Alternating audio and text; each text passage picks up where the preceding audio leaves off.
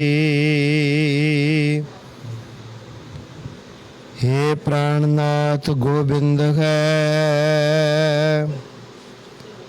कृपा निधान जगद गुरु। हे सार ताप हरण है, करुणा में सब दुख हरो। हे शरण जोग दयाल है, दीनानाथ मया करो। शरीर स्वास्थ्य क्षीण समय, सिमरंत नानक राम दामोदर माधव है। वाहिगुरु जी का खालसा, वाहिगुरु जी की फतेह। अब पक्खा बंद कर दो। परम सत्कारयोग गुरु रूप गुरु खालसा साध संगत, अपने सब दे बहुत बड़े श्रेष्ठ भाग हैं जो कि आप सारे जाणिਆਂ ਨੂੰ सवेर तो लैकर के इस वेले तक सतगुरां दी अलाही बाणी, दरगाही बाणी, तुलकी बाणी पढ़न सुनन सेवा सिमरन भजन बंदगी करन दी बलबोध समर्था सतगुरु जी दे रहे हैं। सच्चे पातशाह जी की दया हुई है, रहमत हुई है, बख्शिश हुई है। हुण आपां सारिआं नूं सत्संग करन दा सुभाग समा श्री गुरु ग्रंथ साहिब महाराज ने बख्शिश कीता है। साध संगत जदों इस जीव दे चंगे भाग जागदे है, फिर इस जीव नूं गुरु महाराज की संगत प्राप्त हो जाया करती है, सत संगत प्राप्त हो जाया करती है, रब रंगिया रूहां का मिलाप हो जाया करता है। जितनी देर तक इस जीव दे पूर्वले भाग साध संगत जी माड़े होण, उन्नी देर तक रब दियां मारियां नूं संगत ना भावंदी। चोपड़ी हुई रोटी ना चंगी लगे बांदरां नूं, बोलिया नूं राग दी धुनी ना सुहावंदी। भावदा नहीं अतर फलेल जिमें हाथियां नूं, रब दियां मारियां नूं संगत ना भावंदी। उन्नी देर तक सानू सत्संग चंगा नहीं लगदा जिन्नी देर तक साडे माड़े कर्म परवल होया करदे कन। जदों सानू साध संगत गुरबाणी चंगी लगन लग जाए तो समझ लेना चाहिए है कि मेरे ते मेरे परमेश्वर मेरे अकाल पुरख की कृपा होनी शुरू हो गई है। सच्चे पातशाह जी ने दया करनी शुरू कर दी है। प्रभ मिलने की यह निशानी मीठी लागे की बाणी। तुसी ये मन के चलो, जे तुसी नितनेम करदे हो ना, तुहाडा चित्त काला पैंदा है, तुहाडा चित्त कहंदा जल्दी जल्दी समाप्ति कर देवां। मैं तो पंगा ही ले लिया, 2 बजे 4 बजे उठ के इदू तो मैं 2 घंटे होर सौ लैंदा। परिवार दे सारे मैंबर भी तो सुते ही पे है, मैं क्यों ना सौ जावां। तो समझ लिया करो कि माड़ा कर्म तेरे उत्ते परवल है सजना। जदों तेरे ते कृपा हो गई तू भजन बंदगी अते सिमरन दे विच मैं होर कर लवां, मैं होर कर लवां, मैं होर जप लवां। हे सच्चे पातशाह कर दो कृपा, मैं बंदगी करदा रवां, कर दो कृपा, मैं नाम जपदा रवां। जदों ये अवस्था आ गई ना, फिर समझ लेना चाहिए है प्रभ मिलने की यह निशानी मीठी लागे प्रभ की बाणी। जिन्नी देर तक साडा मन इजाजत नहीं ना दिंदा नाम जपण वास्ते, भजन करन वास्ते, उन्नी देर तक साध संगत साडा मन बिगड़िया होया है। इस नूं की कहा जा सकदा है, मन खुटहर। खुटहर गधे नूं कह देईदा है, मन खुटहर तेरा नहीं विसास, तू महा उदमादा। खर का पैखड़ तो छुटै जो ऊपर लादा। जिवें गधे दे उत्ते भार लद्या होवे, फिर वो बड़े वधिया तरीके दे नाल काम करदा है, तुरदा है। जे बेला खड़ा रवे फिर तां दलते ही मारदा रहिंदा है। इवें किवें जो साडा मन है ना, जिन्नी देर तक भजन वाले पासे सिमरन वाले पासे लग्या रवे तां चंगा है। जे ये मन साध संगत बेला छड़ दिता, फिर दुनिया भर दे माड़े कम्मां दे वल, माड़ी दृष्टि दे वल ख्याल करना शुरू कर दिंदा है। सो साध संगत आपां जो कि पिछले काफ़ी लंबे समय तो लै करके सहस्कृति बाणी की व्याख्या प्रारंभ की हुई है। पहला साडे जथे दे सेवादारां ने संपूर्ण श्री गुरु ग्रंथ साहब की कथा कर दी हुई है, जो कि संत आश्रम पहुँचते कर दिते कि किते सानू पाप ही ना लग जाए। वो पढ़न ही हट गए। तो तुसी बाइबल वालियां वल निगाह मार के वेखो जरा, बाइबल धक्के नाल घरां दे विच सुੱਟ के जांदे है, फड़ा के नहीं सुੱਟ के। आ लो जी तुसी रखो तो सही घरे। असी कहने जी असी तो श्री गुरु ग्रंथ साहब सच्चे पातशाह नूं मनदे आ पए, असी तो उन्हां ते पूर्ण विश्वास करदे आ पए। वो कहणगे तुसी विश्वास करी जाओ, असी किहड़ा तुहानूं रोकदे आ। तुसी साडा बाइबल तां रखो घर दे विच। तुसी नहीं पढ़ोगे तुहाडे पुੱਤ पोते पढ़नगे, तुहाडे पुੱਤ पोतिਆਂ दे पुੱਤ पोते पढ़नगे। कोई तां पढ़ो जिन्हें एक बार साडा ग्रंथ पढ़ लिया, आपे कन्वर्ट होके साडे धर्म विच आ जाऊगा। इस करके वो धक्के नाल सानूं फड़ाउंदे आ रखो। ते असी की कर रखेगा, पुरातन पोथियां साडे घरां चों गायब हो गईयां, असी संस्कार कर दिते, असी संस्कार करन वालियां थावां ते पहुंचदियां कर दित्तियां। ते जिहड़ियां नवीआं पोथियां अर्थां समेत आउंदियां ने, अर्थ ऐसे लोकां दे लिखे होए ने जिहड़े मन्नण विच भी नहीं आउंदे। इहो जे अर्थ इहो जिहियां पोथियां होंद विच आ गईयां जिहड़ियां कहंदियां हन कि तुहानूं बाणी पढ़न दी लोड़ है कोई नहीं, तुहानूं सहज पाठ अखंड पाठ साहिब करवाउण दी जरूरत ही कोई नहीं है। बस तुसी कल्ली साडी कथा सुनी जाओ, तुसी केवल साडे कालजां दे विच पढ़ाई करी जाओ, होर किसी वस्तु की जरूरत नहीं है। तो साध संगत कहण तो भाव जे असी अधूरे ज्ञान वाले पासे जाएंगे तो साडा मन अधूरा ही रह जाएगा, साडा मन गुरु वाले पासे टुट जाएगा। असी ये कहने तुसी बाणी पढ़ो, असी संगतां नूं गुर शब्द प्रदान करदे आ। लो भाई इनू जड़ाओ, इनू घर विच रखो। जिथे तुसी फोटोआं लगांदे हो, गुरु दे शब्द दा स्वरूप लगाया करो। घर दे विच गुरु दे शब्द दी फोटो लगाया करो। कदे तां लंघदे वड़दे तुहाडी दृष्टि पैगी ना, कदे तां गुरु तेनू अपने वल खिच्चणगे ना कि आ देख असीं इत्थे बैठे आ, आ जा एक बार तां पढ़ के लंघ जा। तां ही कहने आ कि शब्द दा अभ्यास करिया करो, बाणी दे नाल भजन सिमरन दे नाल जुड़िया करो। कहंदे जे तुसी गलत पढ़ोगे कुलां तो भार नहीं चुकिया जाना। असी कहने आ भाई तुसी पढ़ो, चाहे गलत ही पढ़ो। असी कहने आ गलत ही पढ़ो। क्यों कहने असी गलत पढ़ो? जदों साडे छोटे छोटे बच्चे हुंदे है ना, वो बच्चे सानू बेनती करदे है, वो चीज़ नूं अच्छे तरीके सिर दस नहीं पाउंदे। भाव रोटी नूं दस नहीं पाउंदे, रोटी नूं तोती कह के बुलाउंदे है। असी कदे उहदे मुख ते चपेड़ मारदे आ भी जाओ जा, तैनूं रोटी तां कहना नहीं आउंदा, असी रोटी देनी नहीं। वो तोती भी कहंदा है, असी घुट के गल वकड़ी च लै लैंदे आ। मेरा बच्चा तोती तां कहण लग्या, कल नूं रोटी भी कह लूगा। साडा गुरु पिता सानूं ज्ञान कराउंदा है। अज जे तू गलत पढ़दा है, कोई समा ऐसा आएगा बाणी पढ़द्या तेरे ते अपरंपार कृपा हो जो, जां तां तू खुद ही शुद्ध पढ़न लग जाएगा, जां तैनूं ऐसे पूर्ण पुरखां दा मिलाप हो जाएगा, ऐसियां रब रंगियां रूहां दा मिलाप हो जाएगा जिहड़े तैनूं गुरबाणी दा शुद्ध उचारण करवा देणगे। जरूरत है तैनूं उन्हां ते भरोसा करना पएगा, तैनूं उन्हां दे नाल बैठ के गुरबाणी दी विचार करनी पएगी। साडे घरे महापुरुष आ जाण, असीं उन्हां नाल कैसियां गल्लां करदे आ जे पिंडां दे हिसाब नाल दसीए। इत्थे चलो चंडीगढ़ है, असीं काफ़ी समा पहला आए, फिर चलो ਅਸੀਂ ਨਹੀਂ ਆਏ।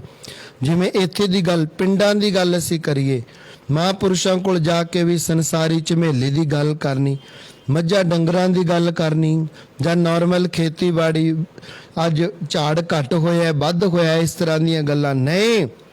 ਜਾਤ ਨਾ ਪੁੱਛੋ ਸੰਤ ਕੀ, ਜਬ ਪੁੱਛੋ ਤਬ ਗਿਆਨ। ਉਹ ਸੀ ਪੁੱਛਣ, ਤੁਸੀਂ ਪਿੰਡ ਕਿਹੜਾ ਜੀ, ਤੁਸੀਂ ਕਿੱਥੇ ਰਹਿੰਦੇ ਹੋ ਜੀ, ਤੁਹਾਡੀ ਜਾਤੀ ਕਿਹੜੀ ਹੈ। ਦੁਨਿਆਵੀ ਗੱਲਾਂ, ਦੁਨਿਆਵੀ ਟੌਪਿਕ ਦੇ ਉੱਤੇ ਅਸੀਂ ਚੱਲਦੇ ਆ। ਜਦੋਂ ਤੈਨੂੰ ਮਹਾਂਪੁਰਸ਼ ਦਾ ਮਿਲਾਪ ਹੋ ਗਿਆ, ਤੈਨੂੰ ਉਹਨਾਂ ਦੀ ਜਾਤੀ ਗੋਤ ਬਰਾਦਰੀ ਪੁੱਛਣ ਦੀ ਜ਼ਰੂਰਤ ਨਹੀਂ ਹੈ। ਤੈਨੂੰ ਉਹਨਾਂ ਤੋਂ ਫੋੜਿਆਂ ਬਾਰੇ ਪੁੱਛਣ ਦੀ ਜ਼ਰੂਰਤ ਨਹੀਂ ਹੈ। ਤੈਨੂੰ ਉਹਨਾਂ ਤੋਂ ਡੰਗਰਾਂ ਪਸ਼ੂਆਂ ਬਾਰੇ ਪੁੱਛਣ ਦੀ ਜ਼ਰੂਰਤ ਨਹੀਂ ਹੈ। ਤੂੰ ਉਹਨਾਂ ਦੇ ਨਾਲ ਗਿਆਨ ਦੀ ਸਾਂਝ ਕਰ। ਤੂੰ ਉਹਨਾਂ ਦੇ ਪਾਸ ਬੈਠ, ਇੱਧਰ ਉੱਧਰ ਭਟਕੇਗਾ, ਤੇਰਾ ਮਨ ਸ਼ਾਂਤ ਕਿਵੇਂ ਹੋਊਗਾ। ਤੂੰ ਮਿੰਟ ਚੋਂ ਮਿੰਟ ਕੱਢ। ਸਾਧ ਸੰਗਤ ਗਨਕਾ ਪਾਪਣ ਨੂੰ, ਗਨਕਾ ਪਾਪਣ ਹੋਏ ਕਹਿ, ਪਾਪਾਂ ਦਾ ਗਲ ਹਾਰ ਪਰੋਤਾ। ਇੱਕ ਦਿਨ ਅਚਾਨਚਕ ਮਹਾਪੁਰਸ਼ ਗਨਕਾ ਵਾੜੇ ਆਏ ਖਲੋਤਾ। ਸਾਧ ਸੰਗਤ ਜੀ ਇਤਨੇ ਪਾਪ ਕੀਤੇ ਹੋਏ ਸਨ। ਇੱਕ ਮਿੰਟ ਦੀ ਸੰਗਤ ਹੋਈ ਮਹਾਪੁਰਸ਼ ਦੀ, ਬੰਦਗੀ ਵਾਲੀ ਰੂਹ ਦੀ, ਕਹਿ ਦਿੱਤਾ ਤੂੰ ਤਾਂ ਸਾਰੀ ਜ਼ਿੰਦਗੀ ਪਾਪਾਂ 'ਚ ਹੀ ਕੱਢਤੀ ਭਲੀਏ, ਕਦੇ ਪਰਮੇਸ਼ਰ ਵਾਲੇ ਪਾਸੇ ਲੱਗਿਓ ਨਹੀਂ ਹੈ। ਤੂੰ ਤਾਂ ਚਰਨਾਂ ਤੇ ਨਮਸਕਾਰਾਂ ਕਰਦੀ ਹੈ, ਡੰਡੌਤਾਂ ਕਰ ਕਰਕੇ ਬੇਨਤੀਆਂ ਕਰਦੀ, ਹੈ ਭਗਵਾਨ ਤੁਸੀਂ ਆਪੇ ਹੀ ਰੱਬ ਦਾ ਰੂਪ ਆ ਗਏ। ਕੀ ਪਤਾ ਮੇਰੇ ਪਾਪ ਕੱਟਣ ਨੂੰ ਤੁਸੀਂ ਆ ਗਏ ਹੋ, ਦਇਆ ਕਰਕੇ ਮੇਰੇ ਸਾਰੇ ਪਾਪ ਕੱਟ ਦਿਓ। ਕਹਿਣ ਲੱਗੇ ਭਲੀਏ ਪੁਰਸ਼ੇ, ਸਾਰੀ ਜ਼ਿੰਦਗੀ ਪਾਪ ਹੁਣ ਮਿੰਟਾਂ 'ਚ ਹੀ ਕੱਟ ਦਈਏ। ਕਹਿੰਦੇ ਤੁਸੀਂ ਭਗਵਾਨ ਦੇ ਪੁੱਤਰ ਹੋ, ਭਗਵਾਨ ਦਾ ਹੀ ਖਾਸ ਰੂਪ ਹੋ, ਤੁਸੀਂ ਕੁਝ ਵੀ ਕਰ ਸਕਦੇ ਹੋ, ਦਇਆ ਕਰਕੇ ਮੇਰੇ ਪਾਪ ਹੀ ਕੱਟ ਦਿਓ। ਰੱਬ ਦੇ ਪਿਆਰੇ ਸਾਧੂਆਂ ਨੇ, ਰੱਬ ਦੇ ਪੁੱਤਰ ਸਾਧੂਆਂ ਨੇ ਆਪ ਦੇ ਕੋਲ ਇੱਕ ਪਿੰਜਰੇ 'ਚ ਤੋਤਾ ਰੱਖਿਆ ਸੀ। ਦੇਤਾ, ਕਹਿੰਦੇ ਲੈ ਸਵੇਰੇ ਉੱਠ ਕੇ ਇਸ਼ਨਾਨ ਕਰਕੇ 5 ਵਾਰੀ ਰਾਮ ਕਹਾ ਦਿਆ ਕਰ, ਤੇਰਾ ਪਾਪ ਕੱਟਿਆ ਜਾਊਗਾ। ਤੇਰੇ ਜਿਹੜੇ ਇਤਨੇ ਵੱਡੇ ਵੱਡੇ ਪਾਪ ਕਰਮ ਛੋਟੇ ਨਹੀਂ ਸੀ। ਗਨਕਾ ਪਾਪਣ ਹੋਏ ਕੈ, ਪਾਪਾਂ ਦਾ ਗਲਹਾਰ ਪਰੋਤਾ।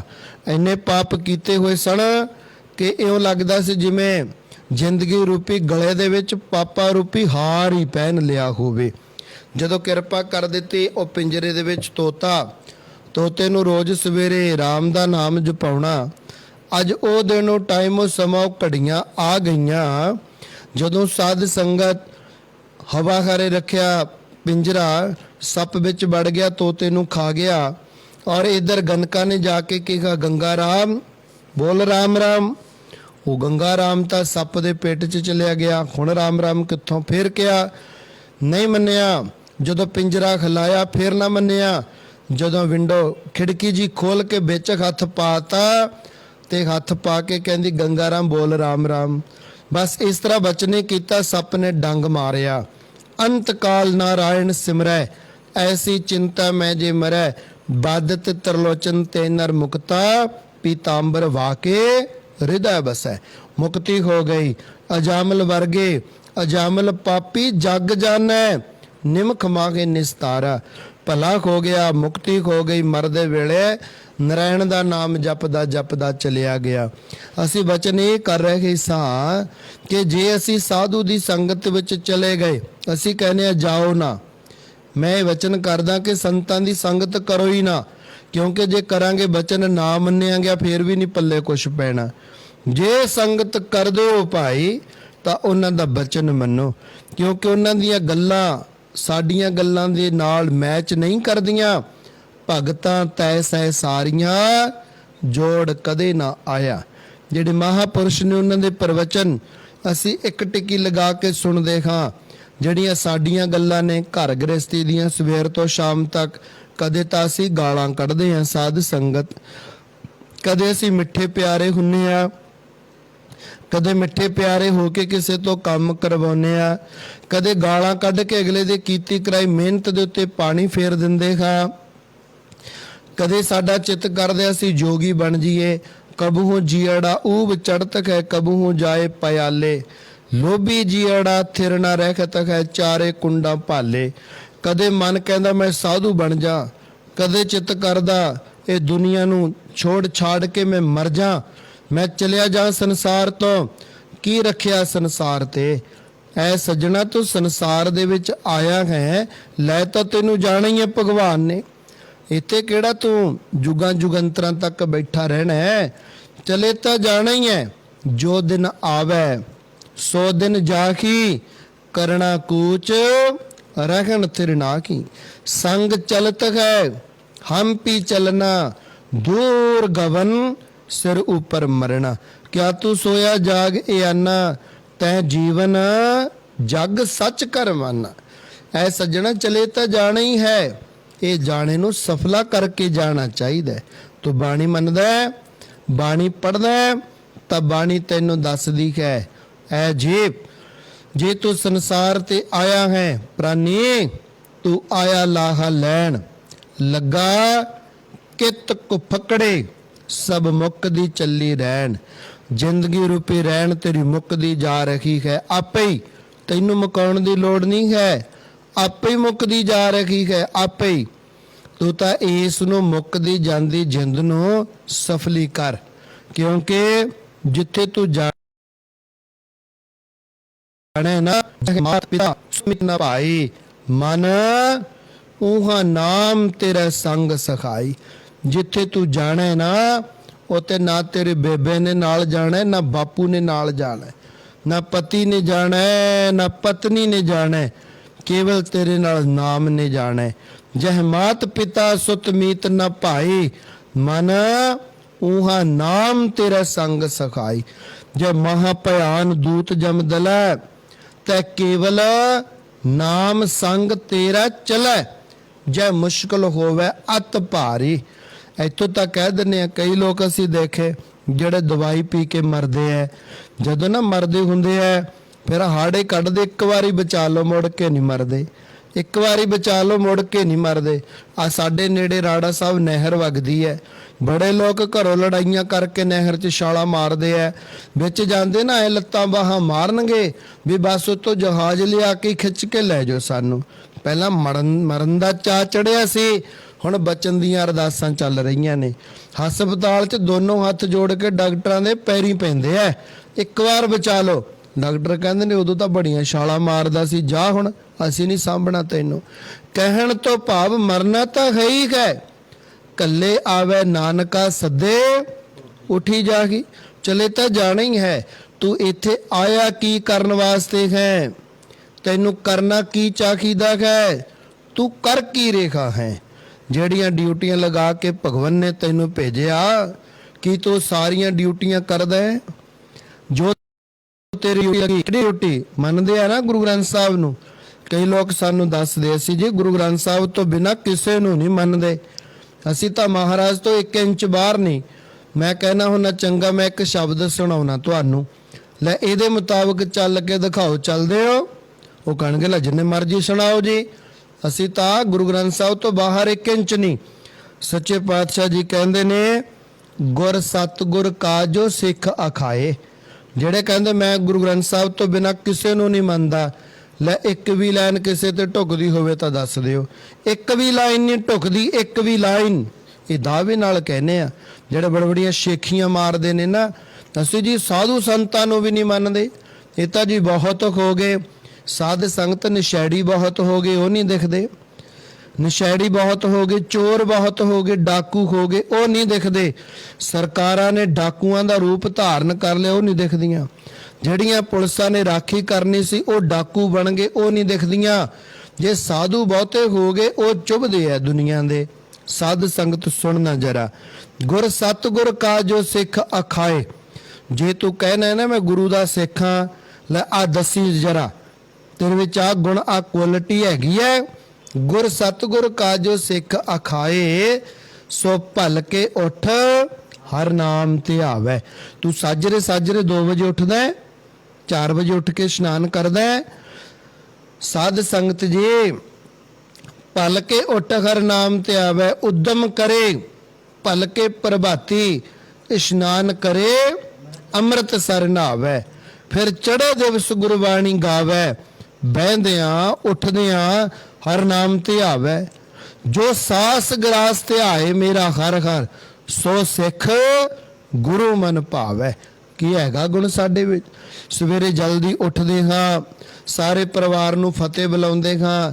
ਵੱਡੇ ਛੋਟੇ ਵੱਡਿਆਂ ਦੇ ਪੈਰੀਂ ਹੱਥ ਲਗਾਉਂਦੇ ਨੇ, ਨਮਸਕਾਰ ਕਰਦੇ ਨੇ, ਮਾਤਾ ਪਿਤਾ ਦਾ ਅਦਬ ਸਤਿਕਾਰ ਕਰਦੇ ਨੇ। ਕੀ ਇਹ ਗੁਣ ਹੈਗਾ ਸਾਡੇ ਵਿੱਚ? ਉਸ ਤੋਂ ਬਾਅਦ ਇਸ਼ਨਾਨ ਪਾਨ ਕਰਕੇ ਨਿਤਨੇਮ ਕਰਦੇ ਨੇ। ਫਿਰ ਗੁਰਦੁਆਰਾ ਸਾਹਿਬ ਜਾ ਕੇ ਸਤਿਗੁਰਾਂ ਤੋਂ ਹੁਕਮਨਾਮਾ ਸਾਹਿਬ ਲੈਂਦੇ ਨੇ। ਫਿਰ ਉੱਥੇ ਹੋ ਰਿਹਾ ਕੀਰਤਨ ਜਾਂ ਕਥਾ ਸਰਵਣ ਕਰਦੇ ਨੇ। ਫਿਰ ਘਰੇ ਆ ਕੇ ਗੁਰੂ ਗੁਰੂ ਜਪਦੇ ਨੇ। ਹੈ ਅੰਮ੍ਰਿਤ ਵੇਲੇ ਉੱਠਣ ਸਾਰ ਗੋਡੇ ਜਿੱਡਾ ਚਾਹ ਦਾ ਗਲਾਸ ਮੂੰਹ ਨੂੰ ਲਗਾ ਲੈਣਾ। ਨਿਤਨੇਮ ਯਾਦ ਨਹੀਂ, ਭਜਨ ਯਾਦ ਨਹੀਂ, ਗੁਰੂ ਨੂੰ ਜਾ ਕੇ ਮੱਥਾ ਟੇਕਣਾ ਯਾਦ ਨਹੀਂ ਹੈ, ਪੰਜ ਬਾਣੀਆਂ ਮੂੰਹ ਜਵਾਨੀ ਯਾਦ ਨਹੀਂ ਹੈ, ਸੁਖਮਨੀ ਯਾਦ ਨਹੀਂ ਹੈ, ਸਾਧ ਸੰਗਤ ਸੰਬੰਧ ਕੱਢਣਾ ਯਾਦ ਨਹੀਂ ਹੈ, ਨਿਤਨੇਮ ਯਾਦ ਨਹੀਂ ਹੈ। ਵੈਸੇ ਅਸੀਂ ਤਾਂ ਜੀ ਗੁਰੂ ਗ੍ਰੰਥ ਸਾਹਿਬ ਤੋਂ ਬਿਨਾਂ ਕਿਸੇ ਨੂੰ ਮੰਨਦੇ ਨਹੀਂ। ਸਾਧ ਸੰਗਤ ਐਸੀ ਗੱਲ ਨਹੀਂ, ਐਸੀ ਗੱਲ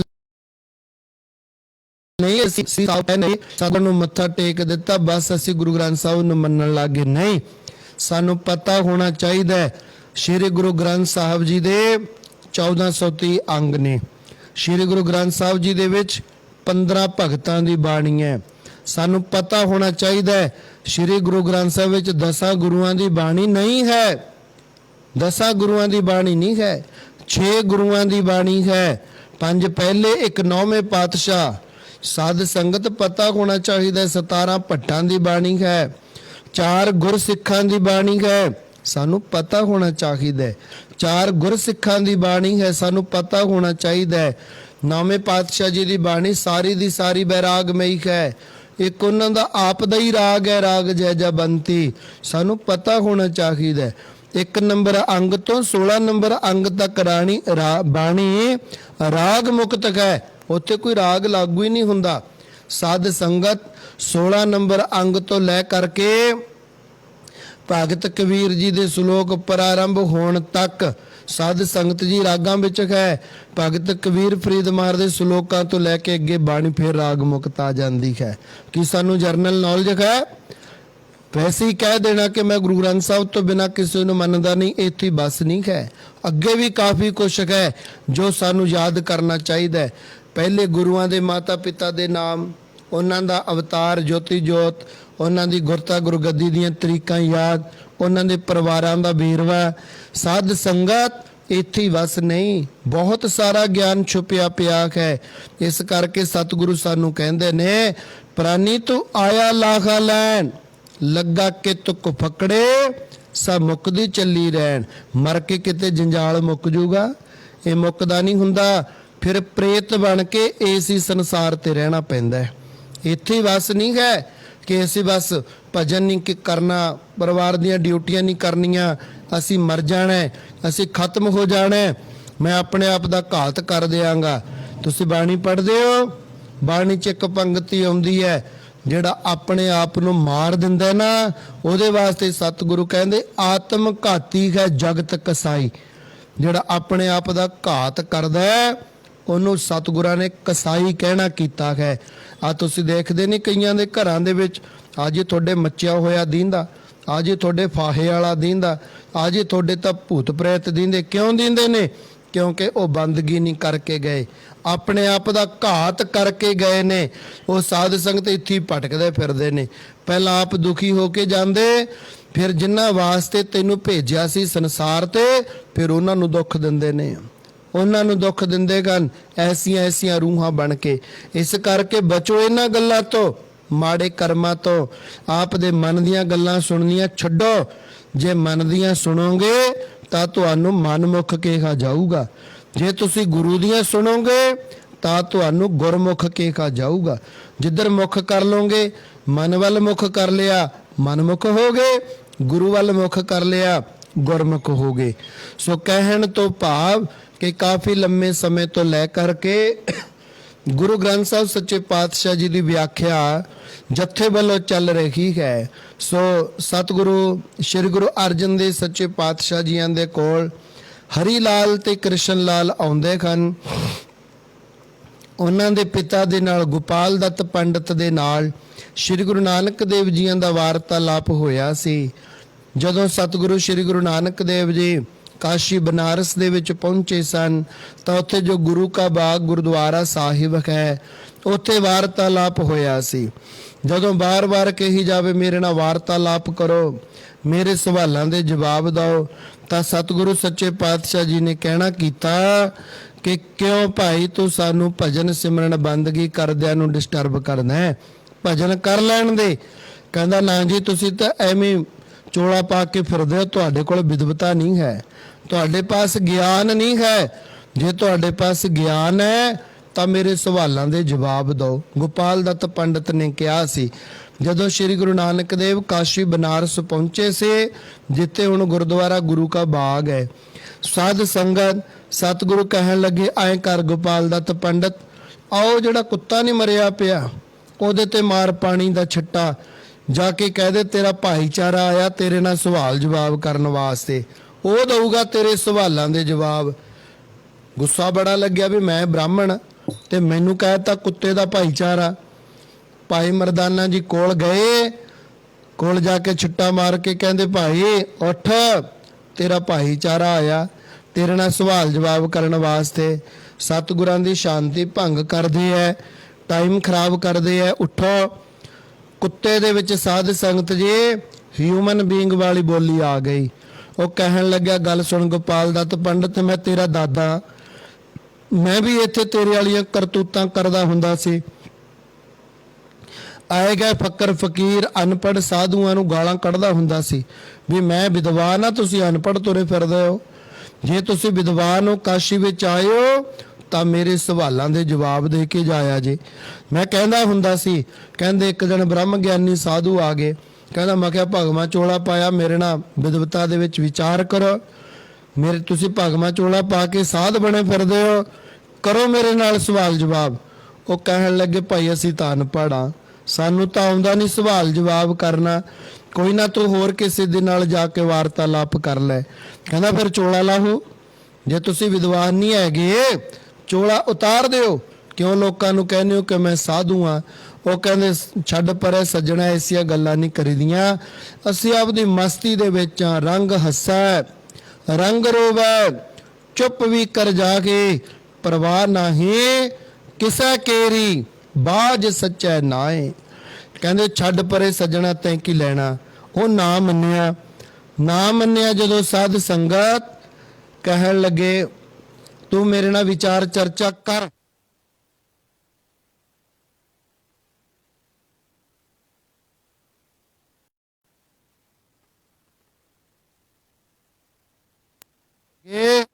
ਕਿ ਗੱਲ ਸੁਣ, ਕਿਉਂ ਕੁੱਤੇ ਵਾਂਗੂ ਭੌਂਕੀ ਜਾਂਦਾ?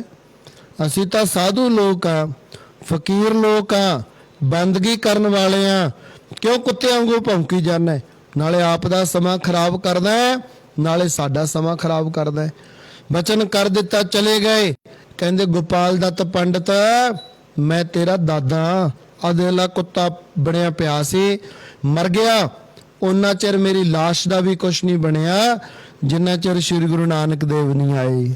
ਸਤਿਗੁਰੂ ਆਏ ਤਾਂ ਕਿਤੇ ਜਾ ਕੇ ਮੇਰਾ ਭਲਾ ਹੋਇਆ। ਲੱਗ ਜਾ, ਇਹਨਾਂ ਦੀ ਆਗਿਆ ਚ ਆ ਜਾ, ਇਹਨਾਂ ਦੇ ਬਚਨ ਮੰਨਣੇ ਸ਼ੁਰੂ ਕਰ ਦੇ। ਉਹ ਭਲਿਆ ਪੁਰਸ਼ਾ ਤੇਰੇ ਸਾਰੇ ਦੁੱਖ ਕੱਟੇ ਜਾਣਗੇ। ਗੋਪਾਲ ਦੱਤ ਹੰਕਾਰੀ ਪੰਡਤ ਸਤਿਗੁਰਾਂ ਦੇ ਚਰਨਾਂ ਵਿੱਚ ਆ ਕੇ ਕਹਿੰਦਾ ਮਹਾਰਾਜ ਮੈਂ ਮਾਫੀਆਂ ਚਾਹੁੰਦਾ, ਕਿਰਪਾ ਕਰੋ ਗਿਆਨ ਕਰਵਾਓ, ਮੇਰਾ ਮਨ ਸ਼ਾਂਤ ਕਰ ਦਿਓ, ਮੇਰਾ ਮਨ ਬੜਾ ਭਟਕਦਾ ਹੈ। ਮਹਾਰਾਜ ਗਿਆਨ ਮੇਰੇ ਕੋਲ ਬਹੁਤ ਹੈ ਪਰ ਮੇਰੇ 'ਚ ਸ਼ਾਂਤੀ ਨਹੀਂ ਹੈ, ਮੇਰਾ ਮਨ ਭਟਕਦਾ ਹੈ, ਭੱਠ ਵਿੱਚ ਪਏ ਦਾਣੇ ਦੀ ਤਰ੍ਹਾਂ। ਕਰ ਦਿਓ ਕਿਰਪਾ, ਦਇਆ ਕਰਕੇ, ਰਹਿਮਤ ਕਰਕੇ, ਬਖਸ਼ਿਸ਼ ਕਰਕੇ, ਭੱਠ ਵਿੱਚ ਪਏ ਦਾਣੇ ਦੀ ਤਰ੍ਹਾਂ ਭੁੱਜਦੇ ਮਨ ਨੂੰ ਸ਼ਾਂਤ ਕਰ ਦਿਓ, ਪੀਸ ਆਫ ਮਾਈਂਡ ਦੇ ਦਿਓ ਮੈਨੂੰ ਕਿਰਪਾ ਕਰਕੇ। ਸ਼੍ਰੀ ਗੁਰੂ ਨਾਨਕ ਦੇਵ ਜੀ ਨੇ 4 ਸ਼ਲੋਕ ਸਹਿਸਕ੍ਰਿਤੀ ਬਾਣੀ ਦੇ ਉਚਾਰਨ ਕਰਕੇ ਇਸ ਨੂੰ ਦਿੱਤੇ ਸਨ। ਇਹ 4 ਹੀ ਸ਼ਲੋਕਾਂ ਦਾ ਅਭਿਆਸ ਕਰਦਾ ਰਿਹਾ। ਇਹ ਜਦੋਂ ਚੜ੍ਹਾਈ ਕਰ ਗਿਆ, ਇਹਦੇ ਜਿਹੜੇ ਪੋਤਰੇ ਸਨ ਹਰੀ ਲਾਲ ਕ੍ਰਿਸ਼ਨ ਲਾਲ, ਉਹਨਾਂ ਦੇ ਨਾਲ ਬੜਾ ਪਿਆਰ ਸੀ। ਉਹ ਅੰਤਾਂ ਦੇ ਬੈਰਾਗ ਵਿੱਚ ਆ ਗਏ। ਉਹਨਾਂ ਨੇ ਪੁਸਤਕਾਲਿਆ ਫੋਲਿਆ, ਲਾਇਬ੍ਰੇਰੀ, ਉਹਦੇ ਵਿੱਚੋਂ 4 ਸ਼ਬਦ ਮਿਲ ਗਏ ਸ਼੍ਰੀ ਗੁਰੂ ਨਾਨਕ ਦੇਵ ਜੀਆਂ ਦੇ। ਉਹ 4 ਸ਼ਬਦ ਲਿਆ ਕੇ ਸ਼੍ਰੀ ਗੁਰੂ ਅਰਜਨ ਦੇਵ ਜੀਆਂ ਨੂੰ ਸਮਰਪਿਤ ਕਰ ਦਿੱਤੇ, ਨਮਸਕਾਰ ਕਰ ਦਿੱਤੀ, ਭੇਂਟ ਕਰ ਦਿੱਤੇ। ਔਰ ਨਾਲ ਬੇਨਤੀ ਕਰਤੀ, ਇਸ ਤਰ੍ਹਾਂ ਦਾ ਉਪਦੇਸ਼ ਸਾਨੂੰ ਦਿਓ। ਸ਼੍ਰੀ ਗੁਰੂ ਨਾਨਕ ਦੇਵ ਜੀ ਨੇ ਸਾਡੇ ਬਾਪੂ ਜੀ ਨੂੰ ਦਿੱਤਾ। ਬਾਪੂ ਜੀ ਦੀ ਆਤਮਾ ਨੂੰ ਸ਼ਾਂਤੀ ਮਿਲੀ। ਸਾਡਾ ਵੀ ਮਨ ਭਟਕ ਰਿਹਾ ਹੈ, ਸਾਡਾ ਵੀ ਮਨ ਦੁਖੀ ਹੈ। ਕੋਈ ਐਸਾ ਸ਼ਬਦ, ਐਸਾ ਗਿਆਨ ਕਰਾਓ ਕਿ ਸਾਡਾ ਭਟਕਦਾ ਹੋਇਆ ਮਨ, ਸਾਡਾ ਜਲਦਾ ਮੱਚਦਾ ਮਨ, ਭੱਟ ਵਿੱਚ ਪਏ ਦਾਣੇ ਦੀ ਤਰ੍ਹਾਂ ਭੁੱਜਦਾ ਮਨ ਸ਼ਾਂਤ ਹੋ ਜਾਵੇ।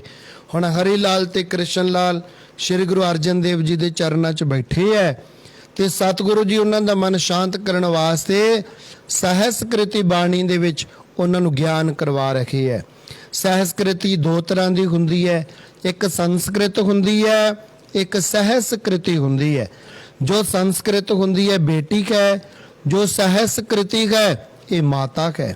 ਜਿਵੇਂ ਸਾਧ ਸੰਗਤ ਜੀ ਅਰਬੀ ਫਾਰਸੀ ਦੀ ਗੱਲ ਹੈ, ਜਿਵੇਂ ਸੰਸਕ੍ਰਿਤ ਦੇ ਵਿੱਚੋਂ ਹਿੰਦੀ ਨਿਕਲੀ, ਹਿੰਦੀ ਚੋਂ ਪੰਜਾਬੀ, ਪੰਜਾਬੀ ਚੋਂ ਗੁਰਮੁਖੀ, ਇਸ ਤਰ੍ਹਾਂ ਦੇ ਨਾਲ, ਜਾਂ ਗੁਰਮੁਖੀ ਦੇ ਵਿੱਚੋਂ ਪੰਜਾਬੀ, ਇਸ ਤਰ੍ਹਾਂ ਦੇ ਨਾਲ ਸਾਧ ਸੰਗਤ। ਫਿਰ ਜਦੋਂ ਸਤਿਗੁਰੂ ਸੱਚੇ ਪਾਤਸ਼ਾਹ ਜੀ ਕਹਿੰਦੇ ਤੁਹਾਡੀ ਬੋਲੀ, ਕਹਿੰਦੇ ਦੇਵਗਣ ਲਿਪੀ ਹੈ ਸੰਸਕ੍ਰਿਤ। ਸੱਚੇ ਪਾਤਸ਼ਾਹ ਕਹਿੰਦੇ ਅਸੀਂ ਤੁਹਾਡੀ ਬੋਲੀ ਦੀ ਮਾਤਾ ਸਹਿਸਕ੍ਰਿਤੀ ਬਾਣੀ ਦੇ ਵਿੱਚ ਤੁਹਾਡੇ ਨਾਲ ਵਿਚਾਰ ਕਰਾਂਗੇ, ਜਿਹਦੇ ਵਿੱਚ ਵੇਦ ਲਿਖੇ ਹਨ, ਰਿਗਵੇਦ, ਯੁਜੁਰਵੇਦ, ਅਥਰਵਣ ਵੇਦ, ਸਾਮ ਵੇਦ, ਜਿਹਦੇ 'ਚ 4 ਵੇਦ ਲਿਖੇ ਹੈ, 6 ਸ਼ਾਸਤਰ ਲਿਖੇ, 18 ਪੁਰਾਣ ਲਿਖੇ, 27 ਸਿਮਰਤੀਆਂ ਲਿਖੀਆਂ। ਕਹਿੰਦੇ ਅਸੀਂ ਉਸ ਬੋਲੀ ਦੇ ਵਿੱਚ ਪਾਲੀ ਲਿਪੀ ਬੋਲਿਆ ਜਾਂਦਾ, ਪੁਰਾਤਨ ਗ੍ਰੰਥਾਂ 'ਚ ਪਾਲੀ ਲਿਪੀ, ਇਹਦੇ ਵਿੱਚ ਅਸੀਂ ਵਿਚਾਰ ਚਰਚਾ ਕਰਾਂਗੇ। ਇਹ ਵਿਚਾਰ ਸਾਡੇ ਵੱਲੋਂ ਕਾਫੀ ਲੰਮੇ ਸਮੇਂ ਤੋਂ ਚੱਲ ਰਹੀ ਹੈ। ਸੰਗਤ ਨੇ ਹੁਕਮ ਕੀਤਾ ਸੀ ਤੁਸੀਂ ਜੀ ਥੋੜਾ ਜਿਹਾ ਸੌਖੇ ਢੰਗ ਨਾਲ ਸਮਝਾ ਦਿੰਦੇ ਹੋ। ਕਈ ਲੋਕ ਸਾਨੂੰ ਕਹਿੰਦੇ ਤੁਸੀਂ ਬਾਣੀ ਨਾ ਪੜ੍ਹਿਆ ਕਰੋ, ਗਲਤ ਪੜ੍ਹਦੇ ਹੋ। ਅਸੀਂ ਡਰ ਜਾਂਦੇ ਹਾਂ ਜੀ, ਅਸੀਂ ਬਾਣੀ ਪੜ੍ਹਦੇ ਨਹੀਂ। ਅਸੀਂ ਜਦੋਂ ਤੁਹਾਡੀ ਵਿਆਖਿਆ ਸੁਣੀ ਤਾਂ ਸਾਨੂੰ ਇਸ ਤਰ੍ਹਾਂ ਲੱਗਿਆ ਜਿਵੇਂ ਸੌਖਾ ਹੀ ਸਮਝ ਆ ਗਿਆ। ਇਸ ਕਰਕੇ ਕਈ ਸੰਗਤਾਂ ਨੇ, ਮਿੱਤਰ ਪਿਆਰਿਆਂ ਨੇ ਹੁਕਮ ਕੀਤਾ ਸੀ। ਉਦੋਂ ਤੋਂ ਲੈ ਕਰਕੇ ਫਿਰ ਅਸੀਂ ਸਹਿਸਕ੍ਰਿਤੀ ਬਾਣੀ ਦੀ ਵਿਆਖਿਆ ਪ੍ਰਾਰੰਭ ਕੀਤੀ ਹੈ। ਕਈ ਪਾਠੀ ਸਿੰਘਾਂ ਤੋਂ ਤਾਂ ਇਹ ਬਾਣੀ ਮਾਈਕ ਸਪੀਕਰ ਵਿੱਚ ਪੜ੍ਹੀ ਵੀ ਨਹੀਂ ਜਾਂਦੀ। ਜਿਸ ਦਿਨ ਭੋਗ ਵਾਲੇ ਦਿਨ ਭਗਤ ਕਬੀਰ ਜੀ ਦੇ ਸ਼ਲੋਕ ਬੜੀਆਂ ਲਿਆਂ ਲਾ ਲਾ ਕੇ ਪੜ੍ਹਦੇ ਹੈ, ਉਦੋਂ ਭਗਤ ਜੀ ਦੇ ਸ਼ਲੋਕਾਂ ਤੋਂ ਪਹਿਲਾਂ ਸਹਿਸਕ੍ਰਿਤੀ ਬਾਣੀ ਉਹ ਆਈ ਹੁੰਦੀ ਹੈ। ਸਾਧ ਸੰਗਤ ਇਹ ਤਾਂ ਕਦੇ ਲਿਆਂ ਲਾ ਲਾ ਕੇ ਨਹੀਂ ਪੜ੍ਹੀ ਕਈ ਪਾਠੀ ਸਿੰਘਾਂ ਨੇ, ਤੇ ਸਹਿਸਕ੍ਰਿਤੀ ਨੂੰ ਪੜ੍ਹਨਾ ਔਖਾ ਮੰਨਦੇ ਤੇ ਕਬੀਰ ਫਰੀਦ ਦੇ ਸ਼ਲੋਕਾਂ ਤੇ 3-3 ਘੰਟੇ ਵੀ ਲਾ ਦਿੰਦੇ ਹੈ। ਤੋ ਕਹਿਣ ਤੋਂ ਭਾਵ ਕਿ ਅਸੀਂ ਜਿਵੇਂ ਰਾਤ ਅਸੀਂ ਲੁਧਿਆਣੇ ਸਾਂ ਔਰ ਉੱਥੇ 49 ਸ਼ਲੋਕਾਂ ਤੱਕ ਆਪਾਂ ਨੇ ਵਿਆਖਿਆ ਕਰ ਲਈ ਹੈ। ਅੱਜ ਹੁਣ ਅੱਗੇ ਇਹ ਵਿਆਖਿਆ ਚੱਲ ਰਹੀ ਹੈ। 50ਵਾਂ ਸ਼ਲੋਕ ਆਪਾਂ ਨੇ ਅੱਜ ਆਰੰਭ ਕਰਨਾ ਹੈ। ਜਿਵੇਂ ਸੱਚੇ ਪਾਤਸ਼ਾਹ ਗਿਆਨ ਕਰਾਉਂਦੇ ਹੈ, ਹੇ ਪ੍ਰਾਣਨਾਥ ਗੋਬਿੰਦਕ ਹੈ,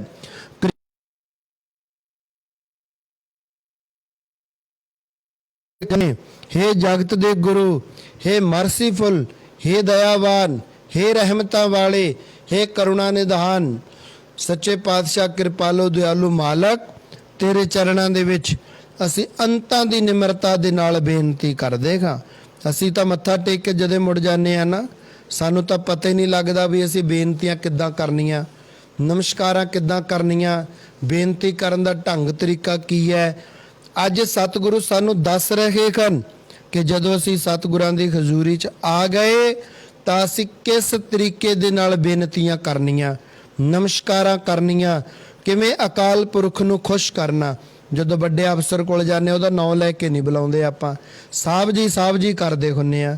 ਪੁਲਿਸ ਵਾਲਿਆਂ ਕੋਲ ਜਾ ਕੇ ਸਾਹਿਬ ਜੀ ਕਰਦੇ ਹੁੰਦੇ ਆ। ਤੇ ਜੇ ਕੋਈ ਵਿਚਾਰਾ ਸਾਡੇ ਤੋਂ 1 ਰੁਪਿਆ ਮੰਗਣ ਆ ਜੇ, ਉਹਨੂੰ ਕਹਿੰਦੇ ਆ ਹੱਟਾ ਕੱਟਾ ਤੁਰਿਆ ਫਿਰਦਾ, ਜਾ ਕੇ ਕੰਮ ਕਰ, ਕੋਈ ਨੌਕਰੀ ਕਰ। ਮਤਲਬ ਸਾਡੀ ਬੋਲੀ 'ਚ ਫਰਕ ਪੈਂਦਾ ਨਾ। ਕਿਤੇ ਕਿਤੇ ਅਸੀਂ ਕਿਸੇ ਦੀ ਪ੍ਰਭਤਾ ਕਰਨ ਵਾਲੀਆਂ ਗੱਲਾਂ ਕਰਦੇ ਹਾਂ, ਕਿਤੇ ਕਿਤੇ ਕਿਸੇ ਦਾ ਦਿਲ ਦੁਖਾਉਣ ਵਾਲੀਆਂ ਗੱਲਾਂ ਕਰਦੇ ਹਾਂ। ਇਸ ਕਰਕੇ ਸੰਸਾਰੀ ਗੱਲਾਂ ਛੱਡੋ, ਵਾਹਿਗੁਰੂ ਜੀ ਨੂੰ ਖੁਸ਼ ਕਰਨ ਦਾ ਤਰੀਕਾ ਸਿੱਖੋ, ਵਾਹਿਗੁਰੂ ਜੀ ਦੀਆਂ ਖੁਸ਼ੀਆਂ ਲੈਣ ਦਾ ਤਰੀਕਾ ਸਿੱਖੋ। ਕੀ ਕਹਿਣਾ, ਹੇ ਪ੍ਰਾਣਨਾਥ ਗੋਬਿੰਦਕ ਹੈ, ਮੇਰੇ ਪ੍ਰਾਣਾਂ ਦੇ ਨਾਥ, ਮੇਰੇ ਜੀਵਨ ਦੇ ਮਾਲਕ ਗੋਬਿੰਦਕ ਹੈ, ਧਰਤੀ ਨੂੰ ਸਹਾਰਾ ਦੇ ਕਿਰਪਾ ਨਿਧਾਨ, ਕਿਰਪਾ ਦ੍ਰਿਸ਼ਟੀ ਕਰਨ ਵਾਲੇ ਜਗਤ ਗੁਰੂ, ਇਹ ਸਾਰੇ ਜਗਤ ਦੇ ਸੁਆਮੀ, ਕੋਟ ਬ੍ਰਹਮੰਡ ਕੋ ਠਾकुर स्वामी, सर्व जियां का दाता रे।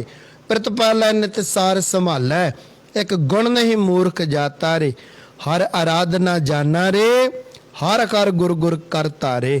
ਇਸ ਤਰ੍ਹਾਂ ਬੇਨਤੀ ਕਰਨੀ, हे ਸੰਸਾਰ ਤਾਪ ਹਰਣ ਹੈ, ਕਰੁਣਾ ਮੈਂ ਸਭ ਦੁੱਖ ਹਰੋ।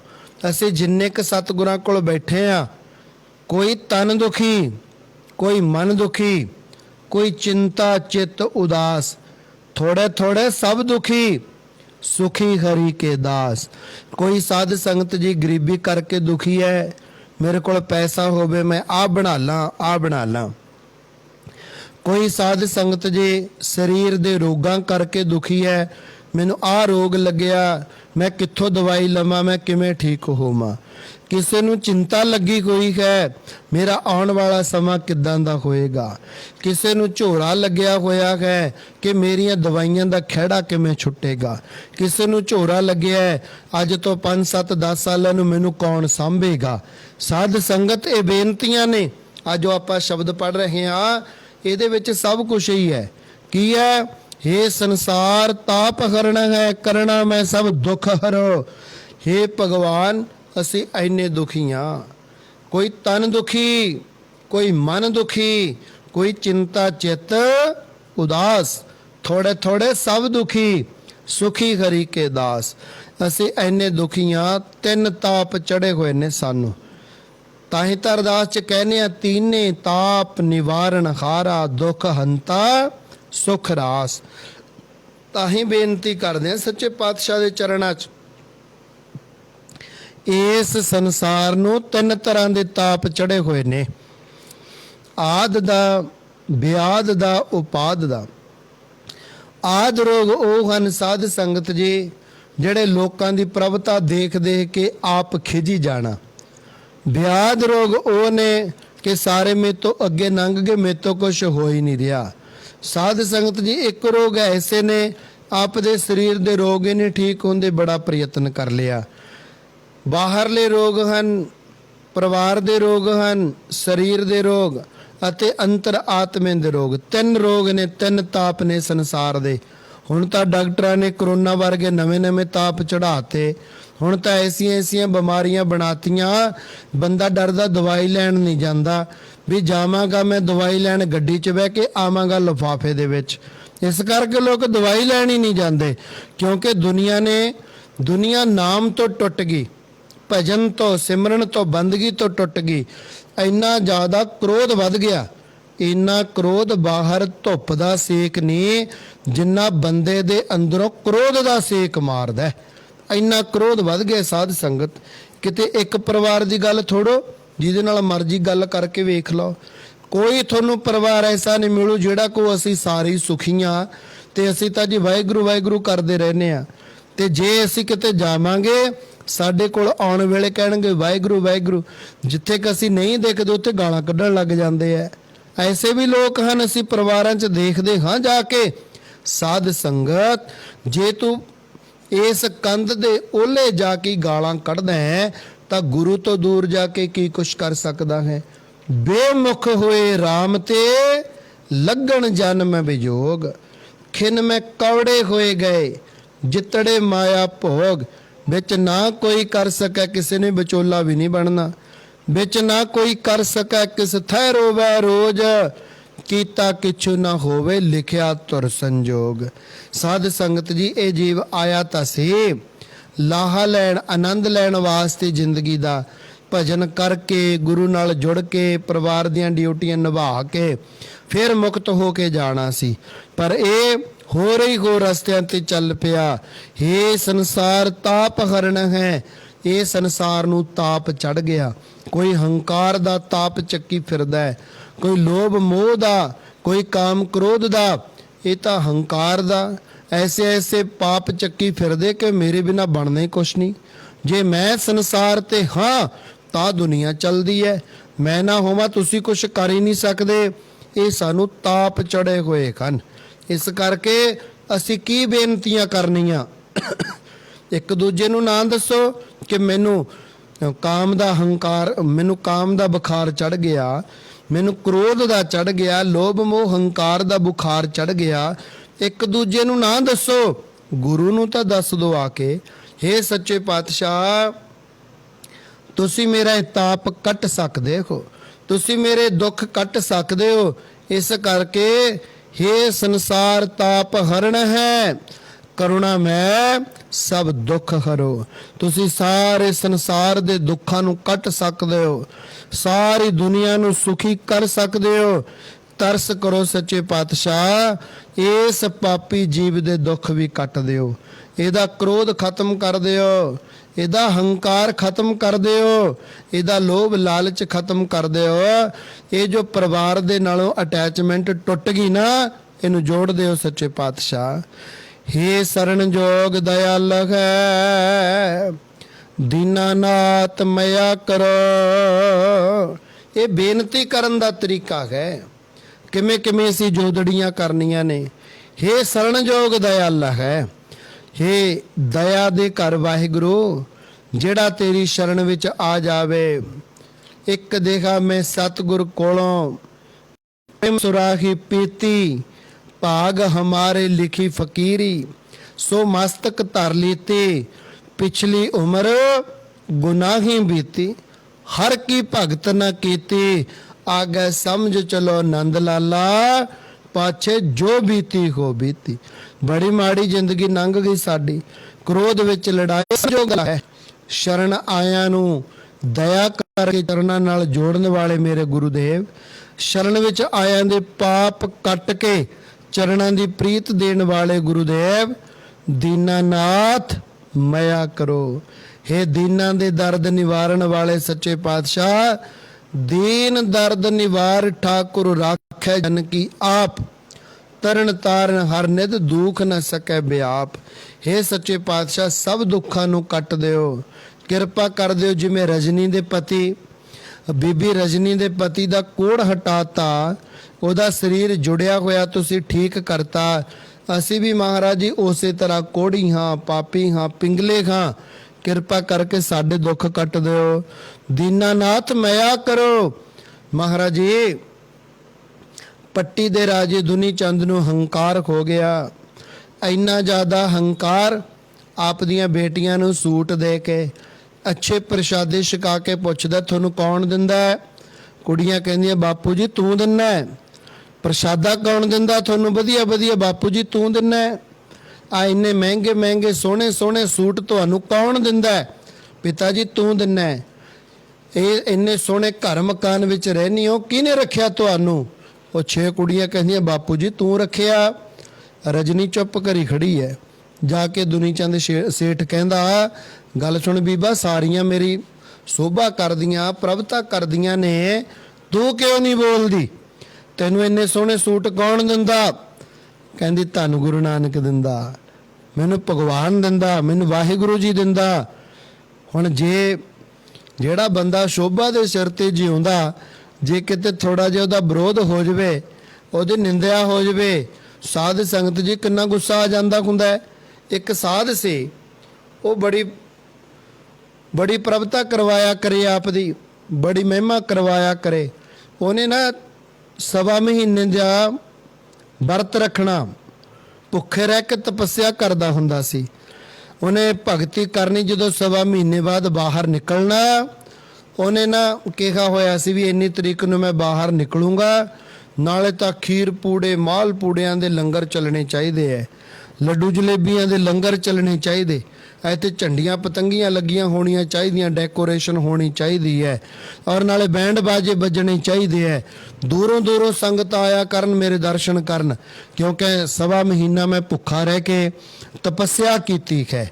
ਦੁਨੀਆ ਨੇ ਜਾਣਾ, ਪ੍ਰਭਤਾ ਵੱਧਦੀ ਗਈ ਵੱਧਦੀ ਗਈ ਵੱਧਦੀ ਗਈ, ਮਹਿਮਾ ਬੜੀ ਵੱਧ ਗਈ।